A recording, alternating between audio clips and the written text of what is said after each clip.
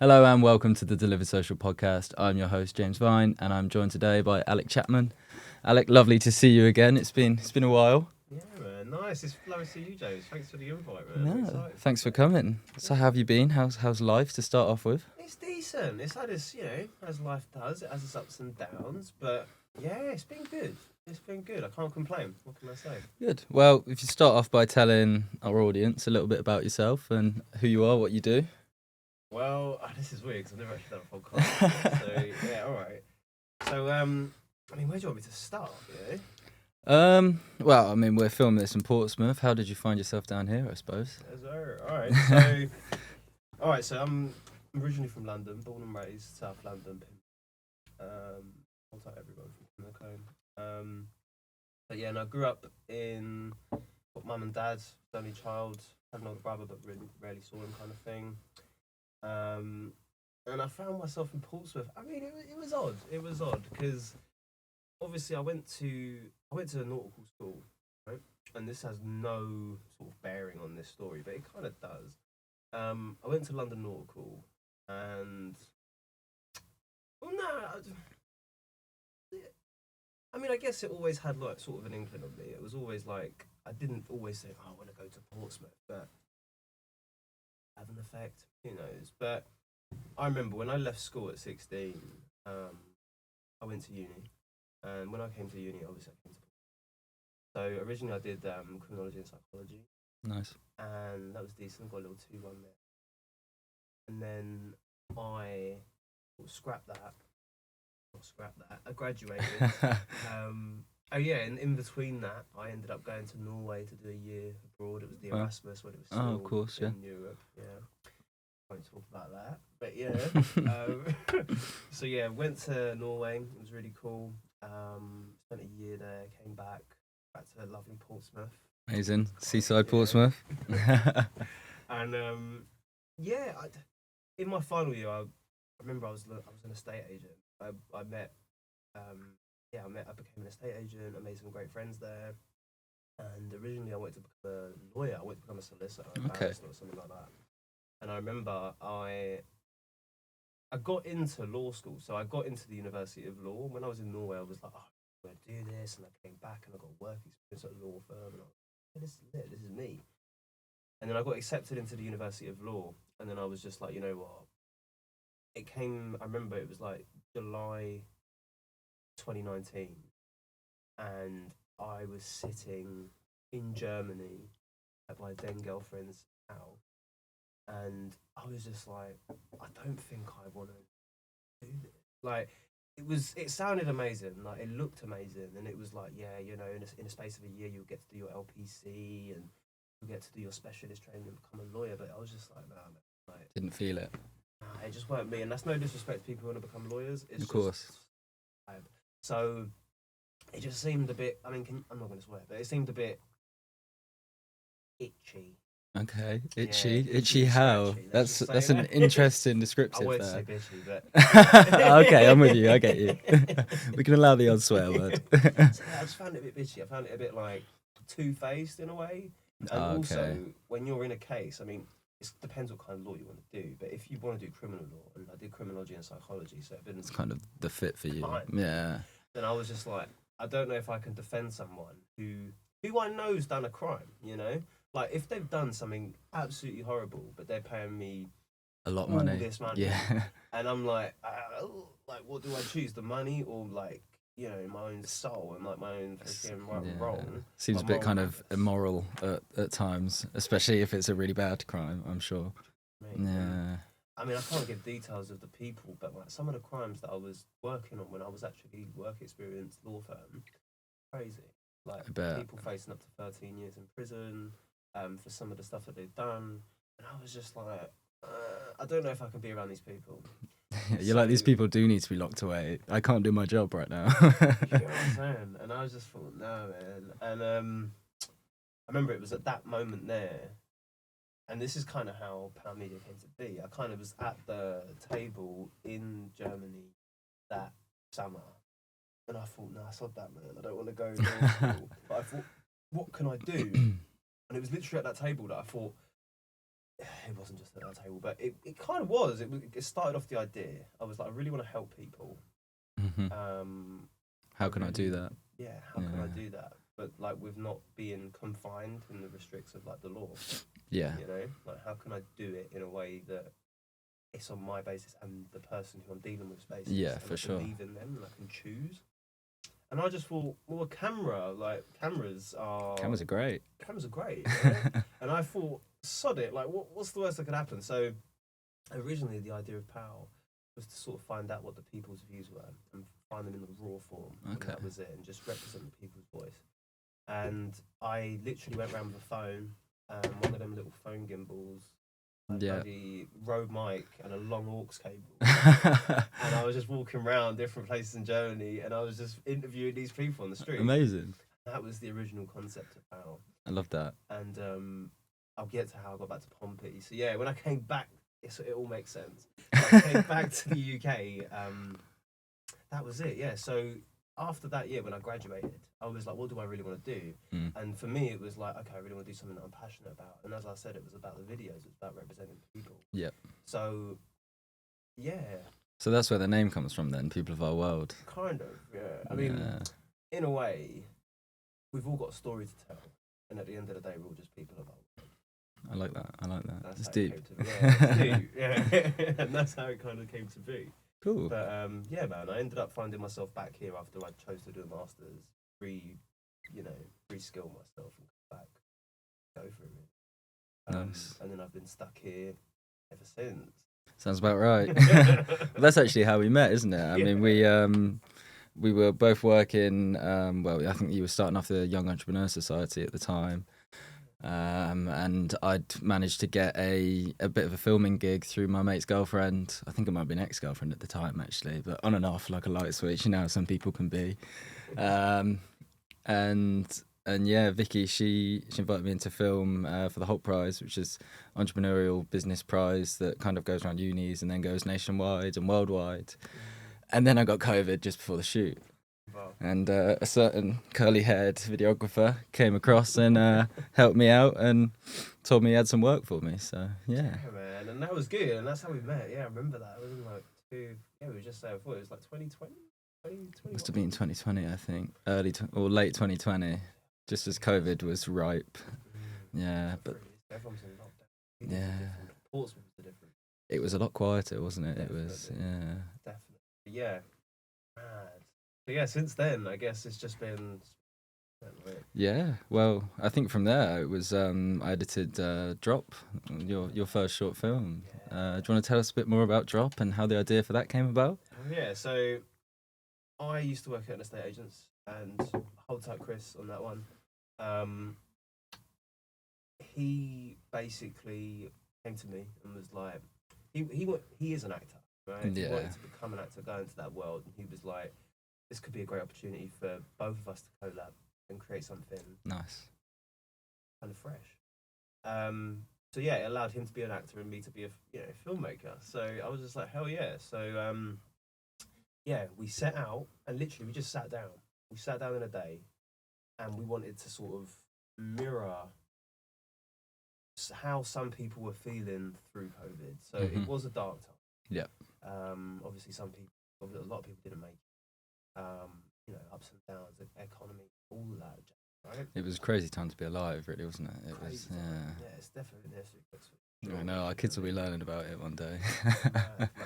AKA the Great Depression, you know? The modern one. But yeah, man, it was, and then we just sort of I put together this mad long story. It was actually like, he starts in his house, then he goes here, then he goes there. And Chris was like, nah, let's make it sort of like more streamlined. So we ended up just making a little 2-minute short. Yep. And then we had like a really basic storyline. It was just like, okay, we meet him and he wants to sort of like, it's the whole build up. I think it was like, I wanted to mirror how people were feeling. So it's like that build up of emotions. It was tense and suspenseful. And... yeah. And it's like, you edited it. You know yeah. what I mean? And I think it's a matter of, do you jump off, do you take your own life or do you see it through? And I think that's the deep goal, really, isn't it? I think we left it on that cliffhanger as well, didn't we? Of whether he did or didn't, which is always a good way to end a film. Good, yeah. 'Cause if you just give like a direct death, then it is a bit dark. But yeah, I remember you. We met in the library, and you gave me the footage. That was actually the second time I ever went to the library, and that was about halfway through my third year. So, sorry to my lecturers if you are watching this. I did get the job done in the end. Second time in the library, you know. All nighters in there when it was. Is it still 24 hours? I don't know. I don't think so. I walked past and the lights are on, but I never see people in there. I know it is that time of year where everyone's just given up and stopped, but Uni stopped now, though, isn't it? I'm sure. I think apart from like the resets and. But that might be. I mean, I don't know. I lost track. Yeah. To be fair. Since once you leave, it's like, yeah, bye. But yeah, so yeah, that was Drop, and that was a good one. Like, we won a few awards. We had a competition. It was featured in Mental Health Week. I seem to remember. Yeah, that was pretty cool. It was pretty, like, you know what? We underestimated how far it would reach, and it went pretty far. Like, I was like, right, okay, this is the first one that we've done. If we put our heads together, we could probably produce something really good the next time. Yeah. And that was kind of what fueled Trap. Yeah, which I was invited back to, thankfully. Yeah, do you know what I mean? And Trap was like, that was hard, man. I'm not going to lie to you. I'm not going to sugarcoat it and say it was easy. It's a bigger production, wasn't it? It was a lot bigger. And for me, I'll be real, man. Someone like, what, 4 years ago, I'd never owned a camera. I'd never touched a camera. And I was just like, bruv, like 2 years into it, yeah, and I'm already directing this film. Like, I just had, not fake it until you make it, because I knew what I was doing in a way. I'd research, and I've always been like an avid like researcher and knowing what I'm going to do before I get in the room. Yeah. So, yeah, it was a lot harder, like people managing, getting people there on time. Yeah, it was a big crew, I seem to remember. It was quite a few of you. It was like defo in the teams. It was like 10 to 20 people at times. And the premiere, and then that, of course, that went off. Yeah. I mean, that was a good event, and you know what? It was a great experience. Like, defo, I learned so much. Yeah, I think that's the importance of it. It's what you take from every project you do, isn't it? So much. And I think, yeah, for me, it was just what you take from it. It's like, okay. Do you know what? I'm not going to lie, it pissed me off after it was done. I was just so freaking ready to be done with it. Yeah. I was just like, man, this has been... But anyway, yeah. But yeah, it came out, and I even watched it the other day, and I was just like, the concept was great.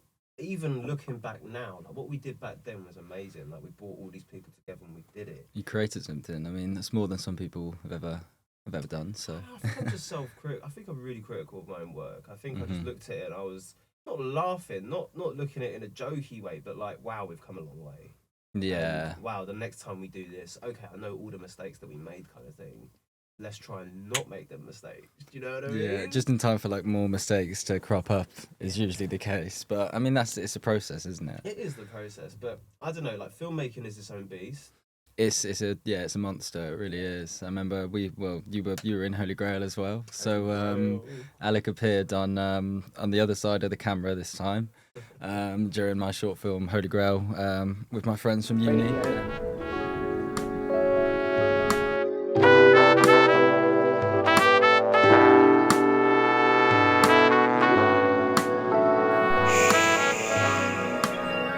I mean, how was that? How was it being on the other side? I like it, man. It's all right. Like, it was. I mean, the part you gave me was decent. It was just like come in, white shirt, on a keyboard. Yeah. It was lit, man. But I just, you know what?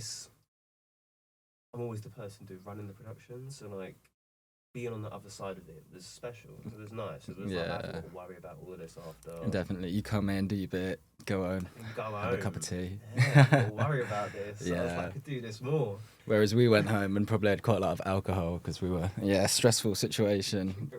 I mean, it's filming a short film during COVID. Like the uni got hacked. Do you remember when the uni got hacked? The uni got hacked? Yeah, I think there was like a data leak or something. They took all the passwords or something like that. And that was just like a day before we were due to get our kit out from the loan store. So Uni of Portsmouth has this amazing loan store with loads, basically. It's got like Arri Lexus. There might be a Red in there these days. We never got the joy of using that. I'll just look, it's decent, but, you know, they're a bit slow in there. You know what I mean? Okay. Like, I'm just gonna be real. I'm not gonna Fair enough. sugarcoat it. You used to ask for something, and they'd be like, "Oh, well, have you checked with this person?" It's like, no, I'm There's here. a lot of forms to fill out. Yeah, like I don't let me fill out the forms, and they're like, "Oh, you need X, Y, and Z people to approve it first." And it's like, well, what are we doing here? You know, if you want people to be creative and do their own thing, then don't. It needs to restrict be them. easier. Yeah. Or I remember that because we were told we could use it for personal projects as long as it wasn't a paid personal project, and we were like, kind of What's the defeats the point? object of doing a film production degree if we can't get paid for it. And they're just like, I mean, even if they say, okay, you could do a paid project. This is just an idea, by the way, but you could do a paid project with their kit, and you give them a percentage. Like, Yeah. why don't they do that? I Yeah. mean, they'll be like, "Oh, we're the big bad uni. We don't need your money." Well, encourage us. You know what I mean? Yeah. You know, as soon as we come out of uni, what are we meant to do? Then start from the bottom again. Sit on our asses and figure out what to do, kind of Yeah. thing. And then we have to get a camera and make a film. What we could have done. Yeah. Like, what is this? But anyway, just an idea. Give us a cut. Like, take a cut. You know? Yeah, 20% or something. Yeah. Or like charge us for rentals. I mean, that's another option. But then I suppose you've got your rental houses. I don't know how much of there is in Portsmouth. It's not the biggest filming city, I'd say. It's a very creative city. But there's not, I feel like, there's a few production companies kind of dotted around, but they're rare. I mean, I don't know. I know quite a few. Like, there are quite a few. There are a lot of creators in this city. Yeah. And I'm aware of them, and they're doing all great things. Like, Definitely. You know, I can't shut them down, but they should. I don't know. I think the uni needs to connect more with the local creatives. I definitely think that. Yeah. They should start with that bloody that loan store, man. That fake loan store, man. It's great though. I won't shut it down. But you did say a great thing. It have got loads of good equipment, but it's a no from me, guys. Okay, so we've kind of covered a lot of my early questions, actually. Favorite films. There we go. Well, we're speaking about films. Jeez, put on the spotlight. I know it's a hard question. Okay. I mean, favorite films. I guess. Wow. What is my favorite film? You know what? Yeah, this is gonna sound corny, whatever. My favorite film to date, like when I was growing up, it's a really old film as well. It's called like Odyssey. You know the Homer's Odyssey? Don't think so, actually. Odysseus? Like, do you know the story of Odyssey? Odysseus? Not really. Basically, long story short, they go to war. The Trojan War, Troy with Troy. Right. Yeah. Yeah. And he was fighting alongside Troy. And then when they won the war, and then when they were going home, like all like these storms and blah blah blah. Anyway, the guy didn't end up going home for years, Right. and the whole film is sort of like a journey following him. So like he leaves and his baby's just being born, and I think when he returns, his child's like 16 or Oh, wow. 18 or something. Okay. So yeah, it's just that for me, that whole journey, that go away, do your thing, you come back, and It's a different world. yeah, different world. I mean, that's like, in a way, I'm a massive fan of like Chris Nolan films. Like, you can't go wrong with a Chris Nolan film in my book. Interstellar, one of my vibes. favorite films of all time, and I think it's that when they're on the water planet and time runs like differently or something. I'm also really hot in this room, so It is Bakers in here. yeah, Innovation Connect. If you could just get some aircon in here, it'd be great. Big uni, do you know what I mean? Big boy uni, all them budgets. How much do we pay in the student loan? Too much. You can't get aircon in here, come on. I feel like we've spent like a lot of time just dissing the uni. That's what we're here for, you know? I'm just it's like ridiculous amount to go there each year. True, it is. But yeah, he comes back and his daughter's older than him when he finally meets her again, and it's like, wow, that's deep. I know it's quite unrealistic, although I think that as a space thing, you age differently or something. Yeah, it's like time you can, I don't know, like time, it's time, not capsule, but like time stops, or it goes faster on Earth than it does there. The speed you're going at slows it down. Yeah, I'm not very good at science, so maybe we go back onto videography and. Okay, so obviously you kind of spoke about how you inspired yourself to start making videos and stuff. Aside from wanting to make a difference in a different way than what you kind of initially planned with lawyering, being a lawyer, is that a word? Yeah. Is there anything else that kind of inspired you? Is there any like inspirational people in your life that have kind of given you this outlook to help people through what you do? I mean, for me, I guess it was always. I mean, I've always wanted to help people, and I think that came from my mum. Mm-hmm. Like, she's always a very giving person. But I've always looked up to her in that respect. Always, oh bloody hell, she's calling me, mate. Speak of the You devil. Anyway, so yeah, I've always looked up to her, and she always used to work in a school. She used to be part of the community. Nice. And like, I'm part of a big family, so like they're always working in a team and helping each other. So I guess that initially inspired me to actually want to help people. Mm-hmm. But it was always that toss up of, you just sacrifice it all and go for the money, or you find a way where you can help people, because you can do both, but there has to be a compromise. One usually gives while the other takes a little bit, doesn't it? It's okay. So, yeah, I guess it was my mum who initially inspired me. I love that. I think mums can be very inspiring. I mean, my mum is. She's great. If you're watching, Lorraine, love you. I mean, she's partly the reason I came down to Portsmouth. Actually, it was so I'm from Shropshire, which not many people really know of. West Midlands. West Midlands. You call it. I usually say between Birmingham and Liverpool.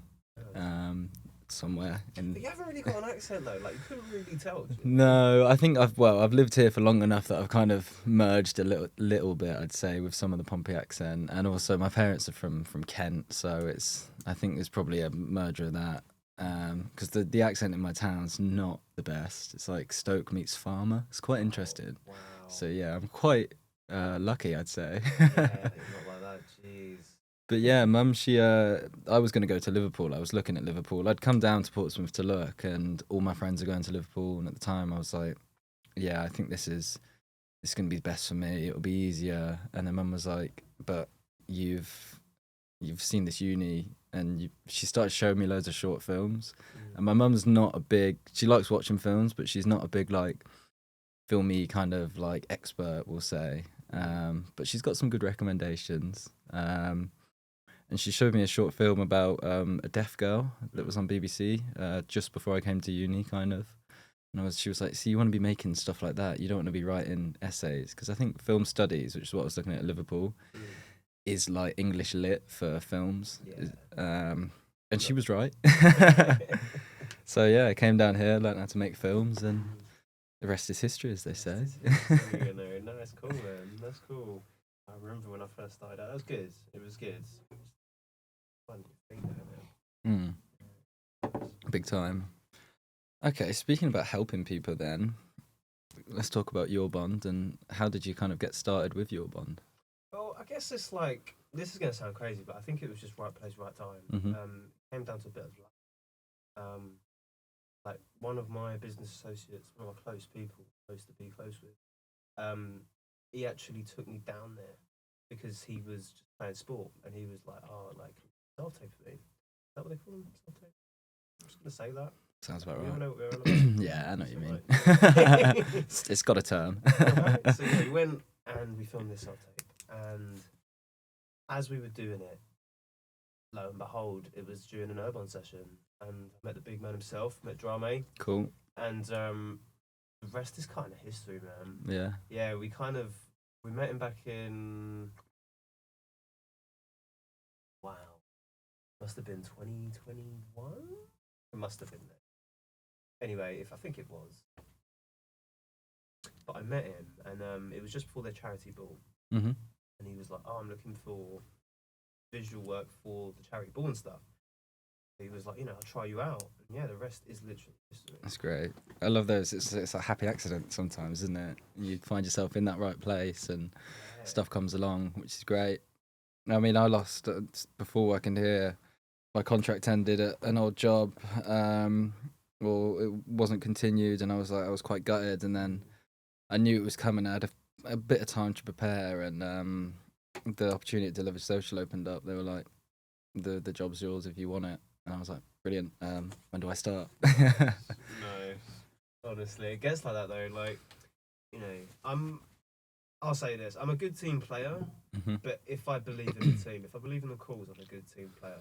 Yeah, for And I'll sure. just be real here. If I don't believe in it, then you'll see me lose interest. You'll see me move wild, basically. I mean, which is understandable. No one wants to work with one, people they don't get along with, and two, people that don't have the same vision as them or the same morals, goals, everything. And I think that's what it's all. I think, especially in our industry, like the videography, filmmaking, it is all down to that. It's a lot of trust, isn't it? Yeah, because you're filming them, and then when you come to them and you show them the footage, you know, they're either going to be happy or sad with it, literally one or the other. Yeah. And if they're an arsehole, and they're giving you, I just ain't got time for it, man. Yeah, I get that. Got time for it. But you know, and I think it is all about relationship buildings. If you get on with them, it's fun. But if it's not, then I mean, they say relationship building is like 50% of the job, really, especially with recurring revenue. In general, I think business in general is relationship building. Yeah. Like, I've worked in a few sales roles, I've worked in a few service roles, and honestly, if you can't talk to people, that's a big barrier.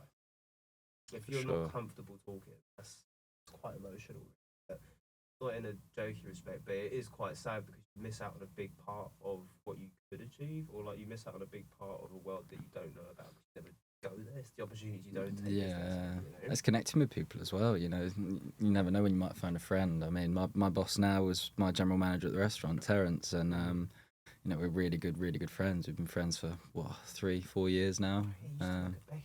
Yeah, which is I believe just closed. Really? Yeah, so what was it? Just too overpriced? I don't really know. I mean, the new staff came in, and I then went off to work for Paleo Ridge, and I mean, yeah, in the year since, it's a hard time for all businesses, as we know. I mean, speaking of that, how do you find like onboarding clients in this time where it's no one really wants to spend money? I certainly don't. Same, right? I mean, for me, how would I say I onboard clients? Honestly, I haven't got a set way. I can't lie. Like, I think I'd be lying if I said I do this and that and this. It's my 10-step program, kind of. Like, obviously, I have like my ways. Can't give trades with a secret way. Yeah, skills of the trade. Yeah, but at the same time, I think it's just being present. Yeah. I think it's just that. It's just being present, not being, being an old. Don't take yourself too seriously. Don't take yourself too seriously, and don't force it down. Yeah, no one wants to be sold all the time, do they? And I think it's just like, I don't know, I'm a pretty private person, right? Mm-hmm. So I can't lie, up until today, we've been active on social media, but the most of my networking is like face to face. I'm old school in that respect, like word of mouth. I suppose from a sales background, that is probably how you started off. Yeah, like word of mouth, like who are you, what you want. Yeah. And that's just who I am. Let's go for a drink, let's go for a tea, let's go for whatever, let's go for a walk, let's go for a run, It's a nice way to bring people like into your brand and your ideas and stuff, I suppose. Like, especially going for a drink, it loosens. You get a bit more comfortable, maybe. Sometimes, but then when some people don't drink, I've had that as well. True. Yeah. And it's not annoying, but it's like, okay, so let's go for a coffee then. Yeah. Now what are we gonna do? But yeah, I'd say the main way I've done onboarding is word of mouth. It's just being present, like seeing not where the road takes me, but wherever I am, I'll just be present, like fully present, and I'll just make sure that I talk to everyone in that room. You're always in the moment that you're in, kind of thing. If I don't talk to them, I'm just not interested. But if I do talk to them, then we usually get ball rolling and get cracking. That's great. So do you feel your sales background has influenced the way you work as a videographer? It's opened my eyes to how to get things done in terms of like, okay, you've got a deadline. So for example, in sales, you get sales targets, right? Mm-hmm. And if you don't meet that target, obviously there's questions. So in that respect, it's given me that mentality of, okay, each month we need to get X amount of clients, we need to do X amount of work, I need to do X amount of stuff. So, and it's shown me how brutal it can be, because when I was in sales, cool, you might have a really good month. And because you've been digging offline. And then the following month, it's not so great. And then you're like, oh, and that is the same in this world. And I think I've just transferred that skill. I only was in there like the sales world for a little bit, but I think the little exposure that I did have and the good salesmen, the great salesmen I was surrounded by, I think that's it. Like who I surrounded myself with as well. Yeah, it's really important. I They think really influenced the way I sort of get things done. Okay. And how they sort of owned the situation. I kind of just mirrored that. Cool. Okay, so as someone who owns, would you say, production company, would you call Poow? Yeah, production company. What would 3 pieces? Because I mean, I'd always want to, in the future, have my own little production company, get a couple studios when the income's a bit higher. But what are like 3 pieces of advice you'd give to people like myself, or people with little experience in videography or photography or whatever it may be, on starting their own company and starting to get movements made? Like how to actually get the idea. I mean, what advice would I give? I'd basically say you've got to fail as much as you want. You've got to fail as much as humanly possible in your job, like, current jobs, all the stuff that you do. Just put yourself over far and beyond, so you put yourself at risk of failing. Because when you're in business, I can't lie, that's what it's all about. It's not about failing, no, but it's about being resilient. And being open to the fact that you can fail, that you can lose a client. So you just got to be prepared for that. I think that's one of the main things that I was never told. You've got to prepare yourself for that. Because when you're in there, it is just you. But what I would say then is, it's the idea. Like, does it really work? Like, get someone who you trust, get a client who you trust. I mean, I remember my first ever one, I reached out to one of my lecturers. Okay. Her name was Dr. Sarah Lewis. Hold tight. Thank you for believing in the vision as well. But yeah, she's focused on penal reform and like reforming the prison system and rehabilitation and rehabilitative system against incarceration. So that was a really big interest to me. That was one of the reasons I went to Norway. But that aside, I'd say test the idea. Like I got in touch with her and I said, look, this is the sort of premise that I want to do. And let me come along and just try it. She said, like, come along. So that's what I would encourage people, is just go for it. Like, message someone, have a plan, show them the plan, and then see if they agree. If they don't, then okay, find someone who does. So dive in at the deep end, basically. That's what I would say. Because if you don't, you're always going to be like, what if? You're always going to be like, I could have done this, I could have done that. Like, even if it's not paid, do it. Like, especially in the early days, like, when you just started out, just do it. Like, because that goes a long way. If people see you showing up for nothing, that goes a much further way. Definitely. So that bit, and so yeah, just basically, what did I say? Throw yourself in the deep end. Yep. Prepare yourself for the worst, basically, and surround yourself with winners. That's all I can say. Not on some alpha crap, no. But like, he's got Andrew Tate suddenly just yeah, appeared do you know in the what I mean? podcast I'm room. not, dude, I swear. But yeah, man, I'd say like surround yourself with people who want to succeed. Yeah. Like surround yourself with people who are, who are gonna stay up all round the clock until the work is done. They're gonna be up. The go-getters, the doers, And I think that's who you have to surround yourself with. If you surround yourself with people who aren't up for it, what I've found is it just won't go anywhere. Yeah, you flatline at a point, don't you? Yeah, and you only go as high as what they expect of themselves, because they'll be like, oh, I can't do that. But like, sod it, man. I like proving people wrong. I like to just go the extra mile. And I think that's what I love that. Okay, right. Okay, we'll go back to the Young Entrepreneur Society. You obviously started that, and one of my future podcast guests, Jack Smith, is now running it. What was that? Like, how did that come to be? What were your goals? What were your aspirations with it? I mean, I guess when I came back to uni the second time to do a master's, right, how can I say? Yeah, I was obviously founded Poow. I wanted to surround myself with like-minded people, all that jazz. I didn't even initially come in saying, I'm going to start a society. I'm not going to lie to you. I was just in a phone call, an email chain, and someone said, there's not a president for this society, and there's no one there. Like, it's dormant. Okay. And I was like, I'll give it a go. But then I don't know. I think that was like one of the best decisions I ever made, but also one of not the worst decisions, but it did test me. Anyway, we'll get to that maybe. But yeah, what was my intention? But yeah, I got contacted by a member of the uni to actually say like, oh yeah, this position's available. What do you want to say? Like, do you want to? You can take it and do what you want with it. So I was like, so let's go. So I rebranded it. Got my little committee. That was funny. Hold tight all the committee members. Like they were great. But yeah, it was just running a society during COVID. Yeah. So it was like, how can we do stuff, or how can we do something that involves people if they're in their rooms, instead of like inviting them for a pizza and a chat and what they do. It's different, now, isn't it? You know, they're having like these presentations, and it's great, and I'm so glad it's there now. But yeah, when I was there, it was COVID, so I remember I started talk show. It was like not talk show, but it was like a podcast. Okay. It was like a weekly guest. We had a weekly guest come on. We had some members. We had someone from The Apprentice. We had some like international human rights people. Cool. Really great people come on the show and just talk about what is it to be an entrepreneur. Yeah.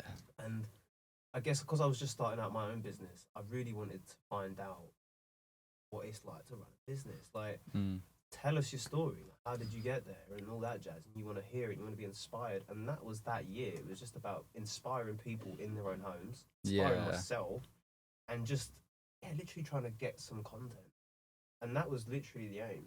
And I think that was really important at the time as well, like being inspired and feeling inspired. I mean, I was probably quite lucky still. I was in my third year during the kicked off in second year, so that kind of ruined second year as we all went home and I started working at a chicken farm again. That's been crazy though. How was it actually going to uni during COVID? I mean, I went to a master's, but I did my undergrad. Didn't have COVID. I think I could see where like it could have been awful for people. As I said, I was quite lucky. I mean, second year, done. Like March, I went home and didn't come back to Portsmouth until third year then. But third year, I had a really good house. Obviously, making Holy Grail, I lived with the lads that we were making it with, and it was great. It was kind of like morning coffee was morning meeting for me and the boys. We did get a bit delirious at times. I think we tried to. So every Tuesday we'd have a little drinking night, and we call it Dirty Disco in honor of Astoria. And yeah, we just have fun. You know, we tried to make the best out of it. We had a little outside space as well, so we still had that normal life without going out to the shops or going out to the pub and stuff. But stuff started opening up again. It was nice to be furloughed. Oh, I feel that. I can't imagine. They were tough days. Interesting. Yeah, it was. I was doing delivery at the time as well, so that was fun. It felt like. Do you ever play Pokemon Go back in the day? Yeah, when it first came out. Yeah, it felt like that. It was like you get this order, you go to the restaurant, and then you're off cycling off to some house somewhere in Portsmouth, and it was just like a mission. And I'd try and see how fast I could get there and stuff. You know, I remember once.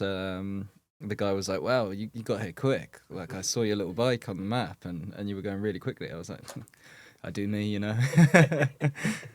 But yeah, no, it was good. It could have been better, obviously. I mean, the thing we were happiest about was the fact that we did get to make our film, because a lot of locations were like, no, it's COVID. We can't have people filming, or especially students. If you want to film, you have to pay. And we're like, don't really have that kind of budget.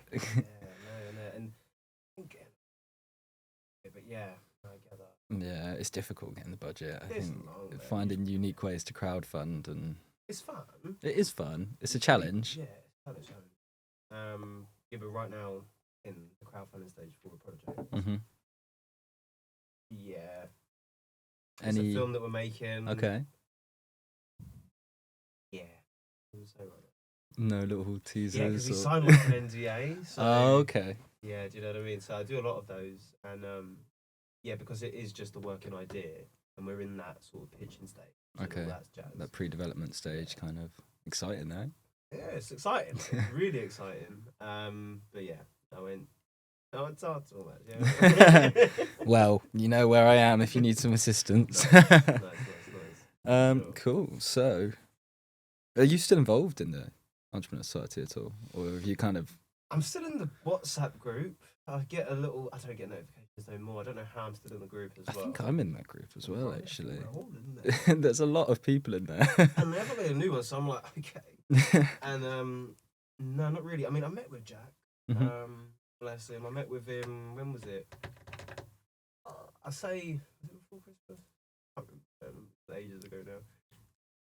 It must have just been after Christmas. But I met with him, and we had a coffee, and he wanted to just put some ideas across. So I wouldn't say I'm involved in it, but he did just want to ask how I did it, stuff like that. Bounce up ideas. It's like the passing of the baton across, kind of. Yeah. Nice. But even then, I think before him, there was the person I gave it over to was Leah Lewis. Okay. Whole time, and then she then passed it on to Jack. Oh, I don't know what happened. But yeah, it's been so long now. Yeah, time flies. Time does fly, man. Time does fly. So, obviously, we spoke about your bond a little bit before, and you have had some incredible experiences with them from what I've seen on social media and what we've spoken about briefly when we get the chance to see each other these days. Yeah. But, I mean, tell me more about Guinea and Guinea. Yeah, the Republic of Guinea. There we go. So, yeah, there's like so many Guineas. It's, how can I say? It's unreal. Like the difference in way of life is massive. Like what we see as normal here is, not normal It's there. a completely different world. Like, how can I say? Like, for example, obviously you see the people and it's really like heartfelt and you really want to give back to them and you really want to help them. I think that's just what you want to do. But you know, the roads, like you take things for granted here. Like out there, obviously the roads are flat. You know, if there is a little pothole, like, you know, hold tight the Karens in the city, but they'll be like, there's potholes and there's all of this, there's all of that, and this needs to be fixed. There, oh my gosh. Have you ever been to Africa? Like, I've never, no. Jeez Louise, man. Like, there's just, I don't know, it will feel like literally you'll just be going around, your head will hit the ceiling of the car. Right. It's just, it's a bumpy ride the whole way. It's hard to sleep. Your back will hurt. Yeah, I'm sure a lot of bumping. Yeah.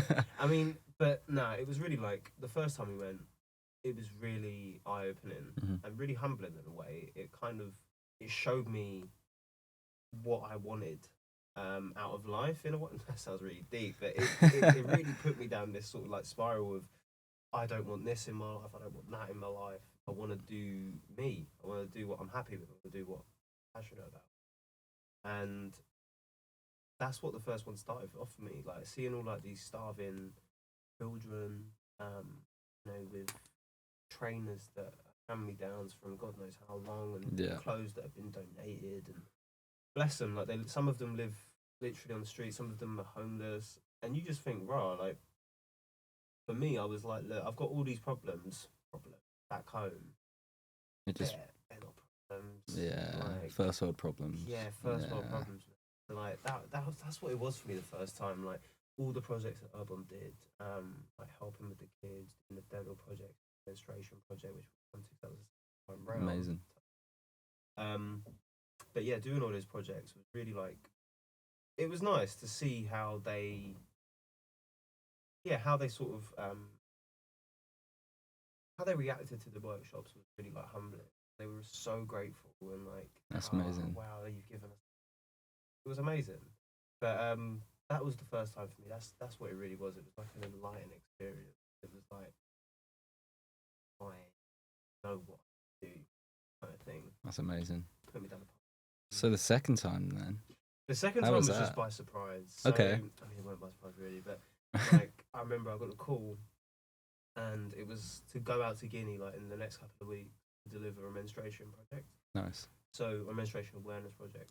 And it targeted 750 young girls with 1,500 reusable sanitary pads. And I found myself like filming in the day, filming obviously the workshops were being delivered by Urban staff, Marianne. Yeah. She was delivering the workshops to these young girls, and we went round to it was like 5 or 9 different schools in 5 different communes. Wow. And it was intense, man. It was back to back. Like the first time we went to Guinea was intense. There was a lot on, but the second time, rarely slept, like rarely slept, and that's no problem for me. But it was full on, and but yeah, we delivered obviously the sanitary pads to young girls.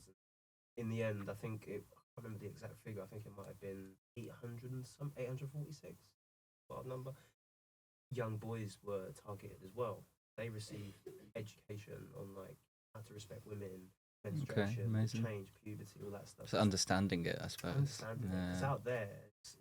It's taboo to talk about that stuff. You know, it's like very religious country, very traditional, and I guess I couldn't imagine them going home and talking with their parents about these sort of issues, or like menstruation or something like that. And I'm just like, okay, the need for those workshops was massive.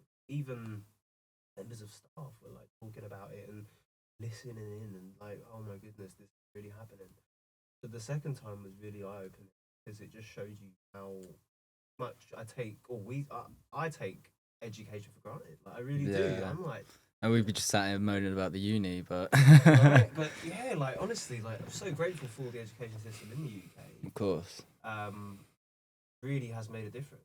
Like out there, they're just really not educated. They're really not aware of all this. So it's just really like eye opening to see how much they stuff. And I think the second time was more intense. We were in Conakry, so we were in the capital this time. Okay. And it was just like. It was just on the road, man. It was amazing. I love them sort of trips, but yeah, I'm excited. I was really excited in that one, and the edits came out really well. It was like partially funded by the British Embassy. Amazing. So it was really cool to like meet them as well, and like try and get them to sort of be part of the culture rather than just be in a high chair in a low socioeconomic country. Calling the shots.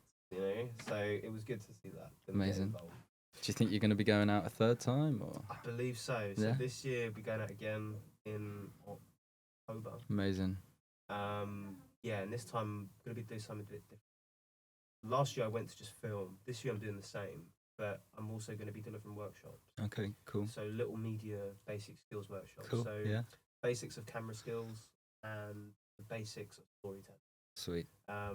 So yeah, like literally basic storytelling, the basic free act structure, all that. Amazing. That would be really cool. Have you started planning your lessons yet, or are you gonna? I have. Amazing. So yeah, I've put together all my lessons. They're ready to go. It's like a 3-day workshop. So on the first day, we're going to introduce them. Well, it's 3-4 days, let's say, but we're going to introduce them to the camera basic skills, get them to feel cameras, which is also on to my next point. So I'm right now trying to find cameras to be donated for this cause. So when I'm in Guinea, when I'm actually delivering the workshops, people who are taking the workshops can actually use the camera hands-on, be surrounded by it. It's hard to. You can't learn without having it in your hand, I feel, especially with cameras, because they can be tricky. Yeah, and I'm just like, that's what I'm aiming for right now. Amazing. So when I go back in October, hopefully I can have 5 or 6 use DSLRs, and I can give them to them to. So yeah, first day is basic camera skills. Second day is sort of like putting it into practice with basic storytelling, and then the third day / fourth day, if it goes over, we're going to be making a little film throughout the whole the whole thing. Kind of docu style, or kind of. I mean, I'm going to let them be free with it. Okay. But it just has to be in like the free act structure they've learned. Cool. So based on what they've learned, classic school vibes. Sweet. Like, show us what you've learned. That'd be exciting. I mean, I remember seeing, I'm not quite sure whereabouts in the world it was, but they're quite young lads, and they remake film trailers in like a really low budget, well, probably no budget, and with like just random bits of props, and they've made their own costumes. I think they did an Avengers one, and it was really impressive actually. It's like shot for shot, complete match, just like stripped back to the basics of it. It was really cool to see. Yeah. So that's the sort of. I mean, my aim is really to give them the tools. That's what I'm all about helping people. So giving them the tools to be able to tell their own story. Giving someone the pedestal in a way to do their thing. And hopefully they can and obviously I want to leave them with a package, an extended learning package. Okay.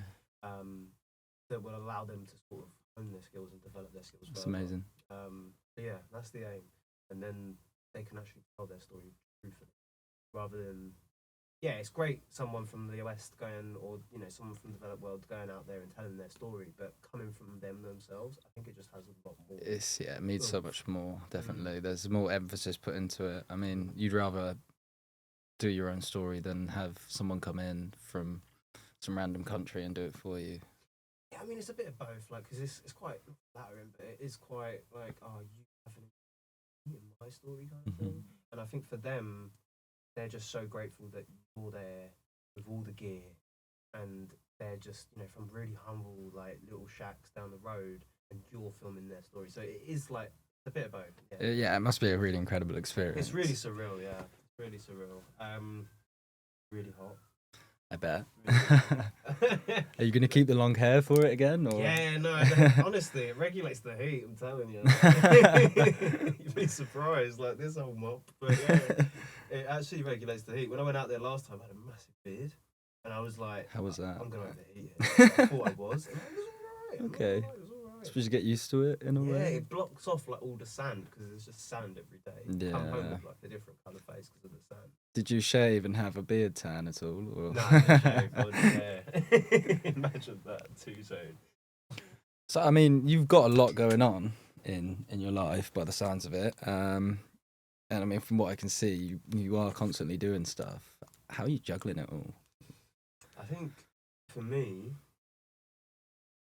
I've experienced burnout many times, and what I learned when I was running the Entrepreneur Society, I was working as an estate agent or in sales, whatever, and I was working POW. I was doing POW and my degree.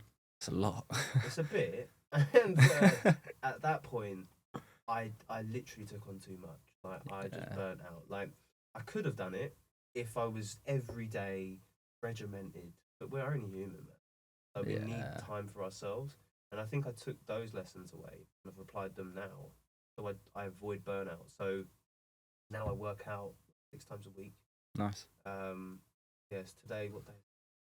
Run day today. Got to go for a run. Okay. Tomorrow's gym again, but yeah, it's run gym or cycle. But for me, that is how I regulate my time. So I will wake up first thing in the morning. I don't really have a wake up time, I'm envious. I do, but then some people say I wake up at 4 a.m. I wake up at 5 a.m. I'm not gonna lie, I probably wake up at 6, 7ish. Before sometimes. me. And then I wake up, get the coffees going, get the emails pumping, and then just do something for me. I do a lot for me, so I try and write a journal. That's how I sort of I try and write a journal, so I try and stay conscious of what I'm doing, decisions I'm making. Okay. And I work up until God knows when, like probably, as I was saying earlier, like 3 in the afternoon, and that's like my dead time. So during that time, I usually work out or I have another job or whatever it is. But that's how I regulate my time now. I literally, without burning out, without and being able to handle all of it. It's just a matter of doing the sports, man. It's like it's me against me on the sports, and it just takes my mind out of it. Yeah, I think people don't realise is how good sport is and exercise is for your mental health. I think like the physical benefits are obviously boundless, but the mental side, that clearing of your head. I mean, I know sometimes on a run you start thinking about everything, but for example, I just started jiu-jitsu a few months ago. I had a month off because I've been too busy with holidays and work, but went back for my first session back in a while last night. It was tough, but it's good to be back. And when you're there, obviously, you're wrestling someone. Like I'm wrestling this guy last night that's probably 20 stone heavier than me, or not 20 stone, 20 kilograms heavier than me, kind of thing. Built like a brick shithouse, and I'm just there like, but it's good. I mean, I get home and I feel amazing. I eat some chicken, drink a ton of water. Otherwise, I'll be cramping up all day. But it's so nice to just take yourself out of everyday life and do a bit of exercise. I think that's key. I think that is key. And like, I'd say that, and surround yourself with people who are on your level. Like that's how I avoid burnout. So I can actually come to them on a level and talk to them on a level, rather than have to be this person that I'm not, or hold back So yeah, it's that fitness element and the people. I suppose that's that trust and honesty between relationships and friendships and colleagues and stuff, isn't it? And I think everyone knows like the power of relationships. Yeah. But I think away from work, I think if you've got a personal relationship with whoever it is, to that level, I think that goes. Yeah, I mean it's talking about it, isn't it? It's a little stress can become big stress if you leave it. Yeah, and I think that's it as well. It's just nipping things in the bud. Yeah. Like if you think about it, I have a tendency to do this. I think we all do, but if I think about something, I'm like, that's a great idea. Instead of just acting on it straight away, I'll put it in my diary, put it in my to-do list, and it might just get lost in the mix. Yep. You know what I mean? I mean, I have that with ideas all the time. I remember a couple months ago, I was saying to Terence, like, I just had this idea for a TikTok series. He's like, "Yep, you can do that one?" I'm like, "Probably not." There's just like a long list growing. I'll get round to it when I have the time and the energy and the effort, but. Yeah, for now it's there. It's written down, which is, I think, the important thing for anyone. That is the important thing, but I think that's it. It's just acting on those ideas. Mm-hmm. It's just putting it through the pace. Like, you will be surprised at how much, or I've been surprised at how much I can just when I actually sit down and do it, rather than letting it simmer. Because if I let it simmer, it's not gonna happen. And just put your mind to it, get it done. Okay, so what's next in the world of Alec Chapman? What have we got to expect? So for me, so currently I'm working on this project to raise money for Urbon. So yep. I want to do this. I'm just going to announce it here. It's not been announced in public before, but here we go. So at the end of August, we're aiming to basically ride round the Isle of Wight on a bike. Kayak over the Solent to, I think it's like Portsmouth, and then run around the island of Portsmouth. Amazing. It's all in the name of Urbon. We're doing it to raise money. It's a great cause, and obviously if you do donate, I'll figure a way to shout you out. Amazing. But yeah, that's that. Going into more films, going into more business, but as I said, like during this year, I've taken sort of a step back to sort of find out what I want personally. So I'm just sort of honing my skills and improving my skills, my professional portfolio. So yeah, you've got more to come, but I think, I don't want to say too much. You want to keep it teased. Leave them by surprise. But yeah, we're cooking up a show. Amazing. It's been in the concept phase for a while, but it's literally just as that notebook always is, that you just got to act on them plans. Yeah. So yeah, stay tuned on that one. And then we'll see how it goes. Exciting. I can't wait to see some of it coming through. Sick, man. Sick. Well, yeah, man, cool. Final one from me. I've always wanted to grow my hair out, and I mean, yours is really good. Mine just grows and grows into this like frizzy ball of like bird's nest bed hair every morning, basically. How'd you get the curly flowing locks? Bro, honestly, you know I've got similar hair, I think. we do. Sure. I'm a legend. I don't know, I think it's just literally genetics. I think, what did I do with my hair? I mean, I never used to brush my hair. That's fun fact. I don't brush my hair. That's the problem. Because now, when I get out of the shower, whatever, you have to brush your hair, man. Okay, what, wet brush it?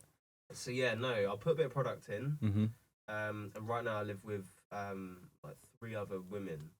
And they've all got curly hair. Which is, I'm sure, ideal. And some of them are like hair influencer people. Okay. So they get all like these products and stuff. Amazing. So that's really helped me out recently. But yeah, man, usually I use coconut oil. Okay. It's not good for your hair, baby. It dries it out. But yeah, that's good. Argan oil's good. Okay. But yeah, if you put argan oil or whatever oils or whatever product into your hair, mash it up and then brush it, game changer. It kind of flows down a bit. Okay. If you've got a hair blow dryer, then blow dry it. But I don't blow dry it. But yeah. No. Okay, well, I'll keep that in mind. I'll give it a go. Maybe next time I see you, we'll have matching. Down to your shoulders, that'd be great. Alec, thank you very much. It's been my pleasure. Great to see you again. And thank you, everyone. If you've made it this far, thanks for watching.